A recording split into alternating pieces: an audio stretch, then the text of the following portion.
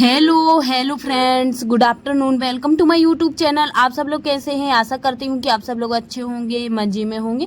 तो आज मैं जा रही हूँ बनाने के लिए हस्बैंड को नाश्ता। तो यहाँ पे मैंने लिया है बेसन और साथ में यहाँ पे मैं जार में डाल रही हूँ हरी धनिया पत्ती, हरी मिर्ची, अजवाइन और कुछ मैंने जो धने हैं ना सूखे वाले वो भी मैंने डाल दिए हैं। और इसको है ना अच्छे से बारीक पीस लेना है। कुछ मैंने कड़ी पत्ता भी डाल दिए थे। तो अच्छा बारीक पीसना है। तो मैं पानी डाल के 2 से 3 बार अच्छे से इसको ग्राइंड कर लिया है, ताकि है ना उसमें से निकल जाए। जो सेव बनाएंगे ना तो बारीक वाले भी बनाऊंगी तो उसकी जो जाली है उसमें से निकल जाए छलनी में से।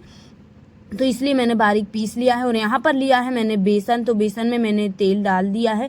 और मोन के लिए तो तेल थोड़ा सा मतलब ऐसा डालना है कि मोन अच्छी से हो जाए और नरम सेव बने, है ना। तो यहाँ पे मैंने डाल के और अच्छे से हाथों से इसको है ना मैश कर लेना है, ताकि है ना ऑयल अच्छे से बेसन में एब्जॉर्ब हो जाए। तो ऐसे ही मैंने भी दोनों हाथों से मिक्स कर लिया है। और उसके बाद में मैं डाल दूंगी जो भी सामान डालना है वो भी मैं डाल देती हूँ। तो मुट्ठी बांध के देखना है, ताकि उस मतलब कि मुट्ठी बन जाए तो फिर रहने देना है, फिर तेल नहीं डालना है। तो उतना ही डालना है। तो यहाँ पर मैंने डाल दिया है। अब उसके बाद पिसी हुई धनिया, हल्दी डाल रही हूँ और नमक भी डाल देना है।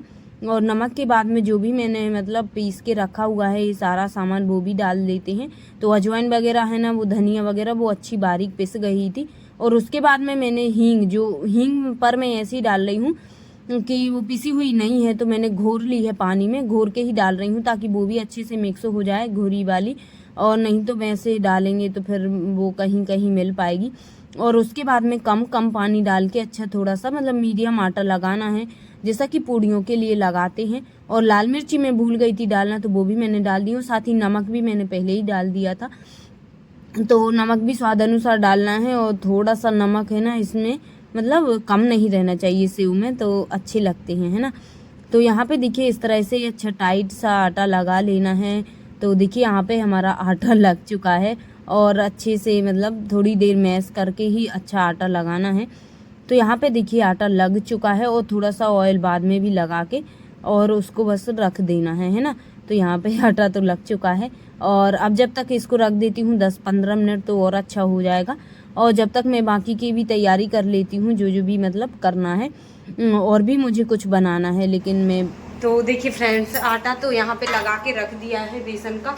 और उसके बाद जब तक मैंने कपड़े वगैरह भी धुल दिए और श्रेयांशी को खाना खिला दिया और वो सो गई है। और उसके बाद में अब मैं कर लेती हूँ पपीते का नाश्ता। आज व्रत है, तो एक्चुअली मैं क्या है डेली सावधानी वगैरह की खिचड़ी खाओ ना तो अच्छा नहीं लगता है, बहुत गरिष्ठ होते हैं। तो इस वजह से आज मैं अब पपीता कट कर लिया है, तो मैं खा लेती हूँ। आप लोग भी आ जाइए, खा लीजिए। और उसके बाद में बनाऊंगी मैं सेव यहाँ पे। और हस्बैंड गए हुए हैं अभी फ़िलहाल कुछ ड्यूटी, मतलब थोड़ी बहुत ड्यूटी निभाने, और फिर शाम को वो निकल जाएंगे, है ना। तो मैं खा लेती हूँ।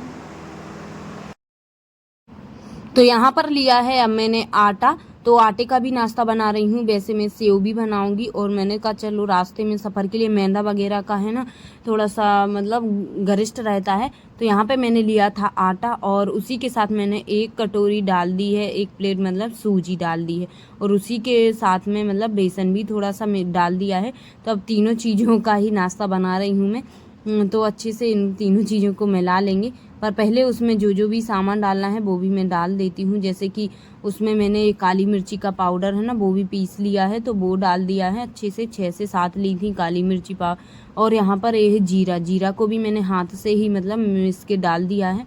और अजवाइन को भी मैंने हाथ से ही मिसल के और डाल दिया है थोड़ा सा मतलब हाथ से ही करके। और उसके बाद नमक भी डाल दिया है मैंने स्वाद अनुसार। और अब मोन के लिए तेल भी मैं डाल रही हूँ इसमें भी, तो है ना मोन इसमें भी अच्छा लग जाएगा। तो खस्ता मठरी बन के तैयार होगी। गेहूं के आटे की मैं मठरी बना रही हूँ, है ना।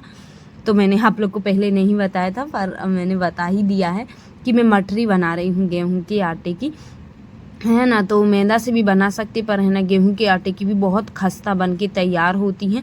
तो मैंने कहा चलो सफ़र के हिसाब से अच्छा रहेगा। तो इसमें भी देखिए मुट्ठी बांध के देखी है ना, तो ये बंद रही थी, तो इतना ही मैंने मौन लगाया। उसके बाद मीठी नीम के पत्ते और थोड़ी बारीक कटी हुई हरी मिर्च और हरी धनिया भी मैंने डाल दी है। और नमक वगैरह तो डाल ही दिया है, ये सब बस इतना ही सामान इसमें डालना है। और थोड़ी सी लाल मिर्ची भी डाल दी है मैंने। और उसके बाद में मैंने ये थोड़ी सी पिसी हुई धनिया भी डाल दी है। और उसके बाद इसको उससे भी ज़्यादा टाइट आटा लगाना है इसका, तो है ना बहुत ही ज़्यादा टाइट, जैसे बाटी के लिए लगाते हैं पूड़ी के लिए उससे भी टाइट लगाना है। और कम कम पानी डाल डाल के ही लगाना है इसको, और एकदम से नहीं डाल देना, नहीं तो बहुत जल्द गीला हो जाएगा आटा। तो इसी तरह से देखिए हाथों से आटे को लगा लगा के और एक साइड में रखती जा रही हूँ ताकि है ना गीला ना हो पाए, है ना आटा। और क्योंकि टाइट ही रखना है, जितना अच्छा टाइट आटा रहेगा तो उतनी ही अच्छी मठरी बनके तैयार होंगी। तो यहाँ पर देखिए आटा मेरा लग चुका है और इतना टाइट लगाया है मैंने, आप लोग को देख ही रहा होगा तो देख के ही समझ रहे होंगे। तो बहुत टाइट था, इसको लगाने में ना वो थोड़ी सी मेहनत भी ज़्यादा ही लग गई थी। पर ऊपर से इसमें थोड़ा सा तेल भी लगा दिया और रख देती हूँ अब आटा को लगा के। तो ये तैयार हो गया है आटा। जब तक हम तो अब मैं बनाने लगी हूँ सेव। तो सेव की है ना जो छलनी वगैरह जब अपन लगाएंगे ना तो उसमें थोड़ा सा तेल लगा लेना है पहले, और क्योंकि है ना जल्दी से खुल जाए, खुलने में दिक्कत नहीं होती है ना लगाने में, है ना, क्योंकि टाइट रहती हैं और एकदम है ना आटा वगैरह लग जाएगा ना तो एकदम बहुत टाइट खुलेगी या लगेगी। इसलिए पहले मैंने ऑयल लगा लिया है थोड़ा सा, और मैंने लगाई है अभी पहले है ना बारीक वाली छलनी, है ना, तो बारीक वाली जाली लगाई है तो सेव बनाने के लिए। तो बहुत ही पतले सेव बनेंगे, मेरे लिए है ना पतले सेव ही बहुत पसंद है। पर तो मैंने वही जाली सबसे पहले लगाई है, पर उसमें है ना थोड़ी सी मेहनत लगती है पतली वाली जाली लगाओ ना, तो क्योंकि थोड़ी टाइट ही प्रेस करना पड़ता है मशीन को, तो बहुत ज़्यादा थोड़ा सा हाथ में दुखने लगते हैं, पर है ना। लेकिन मैंने बना लिए हैं यही मेहनत कर कर के, है ना, पतले ही वाले सेव बनाए हैं, है ना। तो देखिए कितने जल्दी से ये हो जाते हैं, पक रहे हैं, देखना कलर चेंज हो गया है जल्दी से, और निकाल लिए हैं मैंने। और इसी तरह से मैं फिर से निकाल लेती हूँ।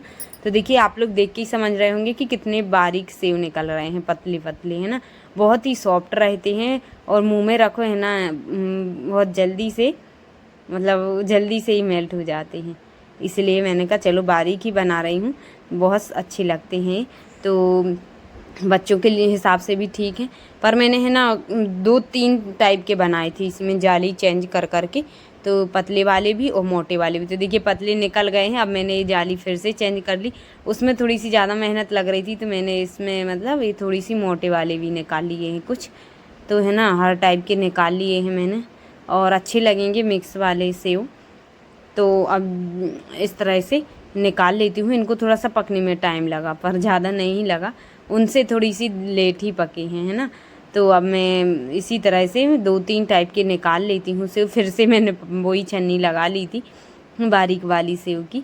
तो और भी मैंने जैसे पपड़ी वगैरह भी बनाना हो तो वो भी बना सकती हूँ। और इस वाली मशीन में तो 12 छलनी आती हैं, 12 टाइप की वो आती हैं नीचे, मतलब लगाने के लिए छलनी। तो 12 ही प्रकार के सेव बना सकते हैं आप लोग। और यहाँ पर ये पपड़ी वाले भी मैं बना रही हूँ थोड़े से, देखिए एक ही निकल रहा है इतना चौड़ा और पतला पतला, है ना।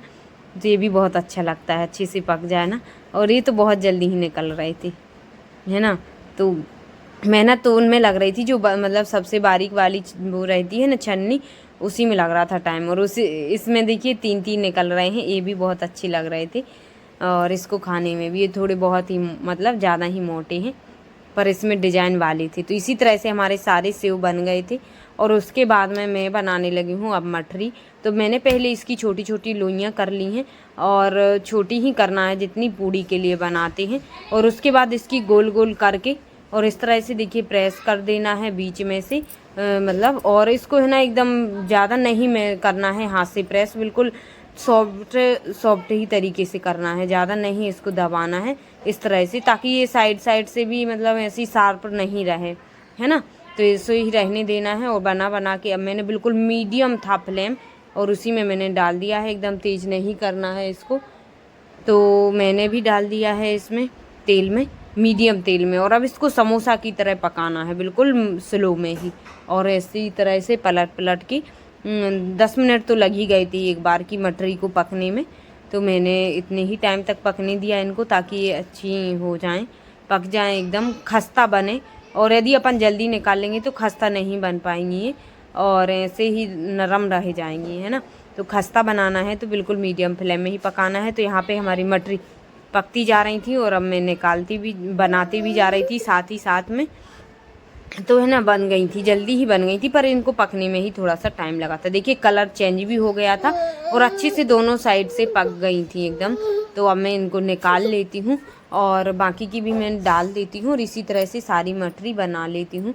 देखिए कितनी अच्छी दिख रही है, साइड साइड से मार्केट जैसी ही है ये मठरी और बहुत ही खस्ता बन के तैयार हुई थी। इसी तरह से मैंने सारी बना ली है और सारी मटरी देखिए कितनी अच्छी दिख रही हैं। और अभी मैं आप लोग को तोड़ के भी दिखा देती हूँ, बहुत खस्ता बनी थी, है ना। तो सफ़र के हिसाब से सही रहती, गेहूं के आटे की रहती हैं एक तो, और खा लो वैसे पूड़ियाँ वगैरह रख लो ना तो दिन ज़्यादा दिन नहीं चलती हैं। ये ऐसी हैं कि जब भी मतलब इससे भूख भी थोड़ी सी भाग जाएगी और खाने में भी अच्छी लगती है एकदम खस्ता। तो तोड़ के देखी ना तो बहुत ही खस्ता है। देखिए आप लोग भी बनाइए। तो मैंने कहा चलो हस्बैंड के लिए मतलब मैदा वगैरह की चीज़ें वो ज़्यादा नहीं खाते हैं, मीठी भी नहीं खाते, तो मैंने कहा चलो थोड़ी ये चटपटी वाली ही बना देते हैं। तो सेव बन गए हैं नमकीन और यहाँ पे मटरी भी बन गई है। तो कैसी लगी आप लोग के लिए कमेंट में ज़रूर बताना ये रेसिपी जो कि मैंने बनाई है सफ़र के लिए, नाश्ता हस्बैंड के लिए। और अब मैं टिफ़िन में भी लगा के रख देती हूँ, एक टिफ़िन में सेव रख देती हूँ, एक में मटरी, है ना।